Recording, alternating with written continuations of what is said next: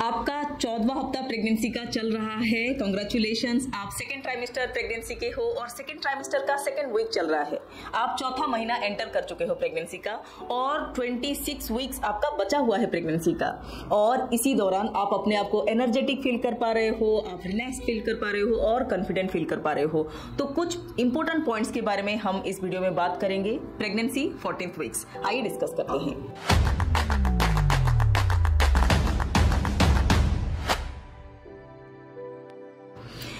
सबसे important point जो हम लोगों को इसी दौरान ध्यान रखना है वो है आपका मेडिसिन क्या चेंज होगा। पहले आप फर्स्ट ट्राइमेस्टर में फॉलिक एसिड ले रहे थे, अब आप सेकेंड ट्राइमेस्टर में एंटर कर चुके हो तो आपको आयरन एंड कैल्शियम लेना होगा। क्यों? क्योंकि कैल्शियम अभी बहुत ज्यादा बच्चे के ग्रोथ के लिए जरूरी है।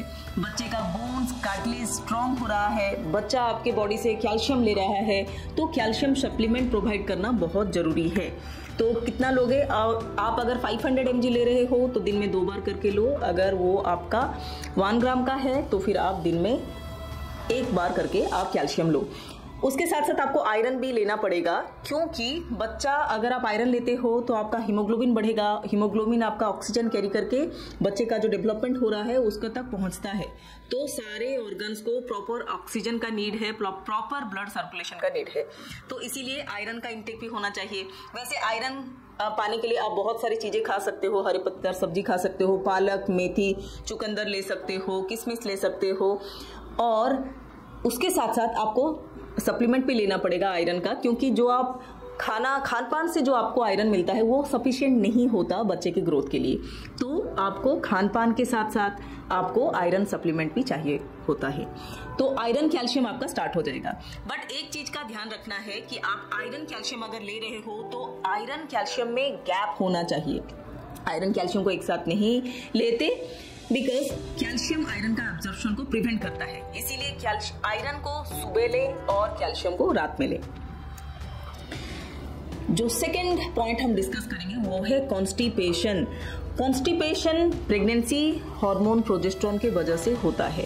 सेकेंड ट्राइमेस्टर में ज्यादा होता है क्योंकि प्रोजेस्टेरोन की मात्रा बॉडी में ज्यादा बढ़ चुका है। इसके साथ साथ आप आयरन लेना स्टार्ट कर दिया आपने, तो आयरन वैसे ही कॉन्स्टिपेशन कराता है। एक तो प्रोजेस्टेरोन हार्मोन और ऊपर से आयरन। तो आयरन और प्रोजेस्टेरोन हार्मोन दोनों मिलके एक एडिटिव इफेक्ट होता है और आपका कॉन्स्टिपेशन सीवियर होता है। तो कॉन्स्टिपेशन से बचने के लिए आपको क्या करना है? 8 से 10 ग्लास पानी आपको पीना चाहिए, वर्कआउट करना चाहिए और उसके साथ साथ हरे पत्तेदार साग सब्जी सारे लेना चाहिए, फाइबर रिच फूड लेना चाहिए। अब जो नेक्स्ट हम लोग डिस्कस करेंगे वो है आपका नोज, मसूड़े। इसमें क्या चेंजेस होते हैं? नोज जो है सेकेंड ट्राइमेस्टर में मोस्टली ड्राई रहता है और हल्का ब्लीडिंग होने का रिस्क होता है। मसूड़ों में भी सूजन रहता है और ब्लीडिंग होने का रिस्क रहता है। तो घबराइए नहीं। अगर नोज ड्राई हो रहा है, अगर आपको नोज ड्राई हो रहा है तो आप सिंपल नॉर्मल सलाइन डाल सकते हो। मसूड़ों का केयर कीजिए, आपको ब्रश 2 बार करके आप कीजिए। उसके बाद जो इम्पोर्टेंट पार्ट हम डिस्कस करेंगे वो है वेट गेन। फर्स्ट ट्राइमेस्टर में आपको बहुत ज्यादा मॉर्निंग सिकनेस हो रहा था, इसीलिए आपका वेट कम हो सकता है। बट अब आप सेकेंड ट्राइमेस्टर में हो, अब आपको भूख बढ़ गई है, अब आपको अच्छा अच्छा खाने का मन कर रहा है, तो इसी के साथ साथ बच्चे का भी ग्रोथ हो रहा है, तो आपका वेट गेन हो सकता है। तो वेट गेन का आपको ध्यान रखना है। वेट को बैलेंस्ड करके रखने के लिए आपको वर्कआउट करना पड़ेगा और क्वांटिटी बहुत ज्यादा नहीं लेना है, आपको क्वालिटी फूड के ऊपर ध्यान रखना पड़ेगा। हेल्दी बैलेंस्ड डाइट लेना है, आपको हाई प्रोटीन डाइट लेना है। अब आइए बात करते हैं आपका ब्रेस्ट में क्या क्या चेंज होगा। आपका सेकेंड ट्राइमेस्टर प्रेगनेंसी चल रहा है तो ब्रेस्ट में मिल्क फॉर्मेशन स्टार्ट हो गया है। तो कोलेस्ट्रॉल जो अर्ली मिल्क होता है वो बनना शुरू हो गया है, तो आपको ब्रेस्ट में भारीपन रहेगा। उसके साथ साथ ब्रेस्ट स्किन में कुछ चेंजेस होते हैं, जैसे करके कि ब्रेस्ट का साइज बढ़ते जा रहा है, निप्पल इरेक्ट होते जा रहा है, जो निप्पल के चारों ओर जो डार्क एरियोला होता है वो और भी डार्कर बनते जा रहा है और ब्रेस्ट में जो डार्क वेन्स हैं वो भी दिखना शुरू हो गया है। अब आइए बात करते हैं बच्चे में क्या क्या डेवलपमेंट होता है। आपका बच्चे का जो लेंथ है हेड टू टो वो 15 सेंटीमीटर का हो चुका है और बच्चे का जो वजन है वो लगभग 60 ग्राम का हो चुका होता है। तो 13 वीक्स प्रेगनेंसी में हमने डिस्कस किया था कि बच्चे का सारे सर्कुलेटरी सिस्टम डेवलप हो गया है, सारे सिस्टम एक्टिव हो चुका है, सारे ऑर्गन्स बन चुके हैं। इसी 14 हफ्ते के दौरान कुछ इंपॉर्टेंट थिंग्स होता है, जैसे कि फेशियल मसल्स जो है उसमें ट्विच होना स्टार्ट हो गया है। फेशियल मसल्स का एक्सप्रेशन आपको दिखाई देगा।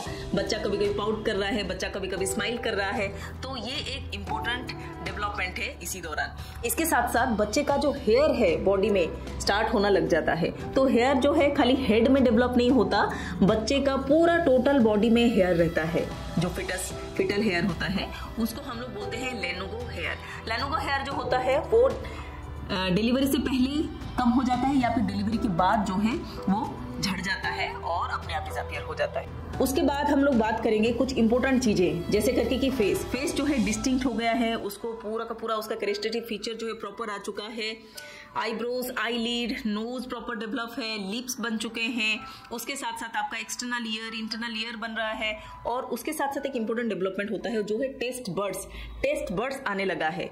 और उसके साथ साथ बच्चा जो एमनियोटिक फ्लूइड है वो स्वालो कर रहा है, डाइजेस्टिव सिस्टम मैच्योर हो रहा है। बच्चे का फिंगर्स जो है टाइनी फिंगर्स जो है वो मूव करना स्टार्ट कर दिया है और उसके साथ साथ बच्चे के फिंगर्स में नेल्स डेवलप हो गया है। तो ये सारे चीजें बच्चों में डेवलप हो चुका है और बच्चा जो है पहले जो है बच्चे का मूवमेंट जो था स्मूथ नहीं था, अब बच्चा एमनियोटिक फ्लूइड में मूव भी कर रहा है, साइज पीच के जितना हो गया है और जो मूवमेंट हो रहा है वो बहुत ही स्मूथ हो रहा है।